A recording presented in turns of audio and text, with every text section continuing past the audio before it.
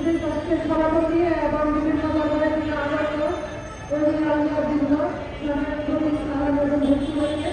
আজকে যে আমরা এই উপদেষ্টা যে ক্ষমতা নিয়েছে ইউনুস ডক্টর ইউনুসের যে সকল যখন থেকে ক্ষমতা নিয়েছে এই 7 মাস যাবৎ শুধুমাত্র মাজারের প্রতি যেভাবে ভাঙচুর, যেভাবে অগ্নিসংযোগ, যেভাবে ধ্বংসযজ্ঞ, যেভাবে অত্যাচার চলছে, অথচ আমাদের স্বরাষ্ট্র উপদেষ্টা, ধর্ম উপদেষ্টা তাদের কোনো ভূমিকা নেই।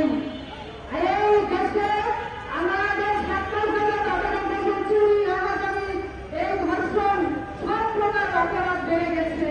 এখানে দেশে কোনো আইন শৃঙ্খলা নেই, কোনো কিছু নেই। এই সরকারের এই উপদেষ্টা মন্ডলী পদত্যাগ চাই।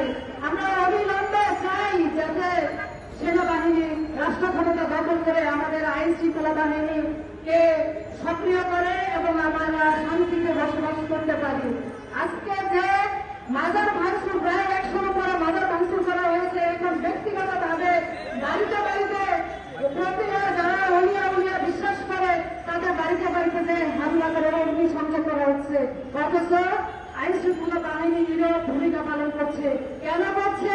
তারা সংবিধান লঙ্ঘন করছে। প্রত্যেকটা মানুষের তার নিজ বাড়িতে শান্তি শৃঙ্খলার মতো সে বসবাস করার অধিকার রাখে। কারো বাড়িতে আগুন দেওয়া কোনো ইসলাম তো না, কোনো ধর্মীয় কাজ না, এটা কোনো ধর্মীয় কাজ না।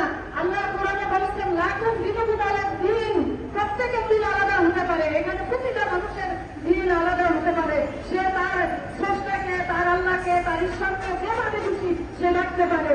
সে কে কাকে সেজদা দিবে না কি করবে, শিরক করবে, তোমাদের মতো জঙ্গিদের দেখার তো কোনো দায়িত্ব নেই। আল্লাহ তো তোমাদেরকে দায়িত্ব নেই। শিরক হচ্ছে না কি হচ্ছে এটা তোমাদেরকে দেখার দায়িত্ব দিয়েছেন, তোমাদের দেখা দেবে। সে তার জবাব সে দিবে, জানতার ব্যাপারে সে যাবে, জানতার হিসাব সে চলে দিবে।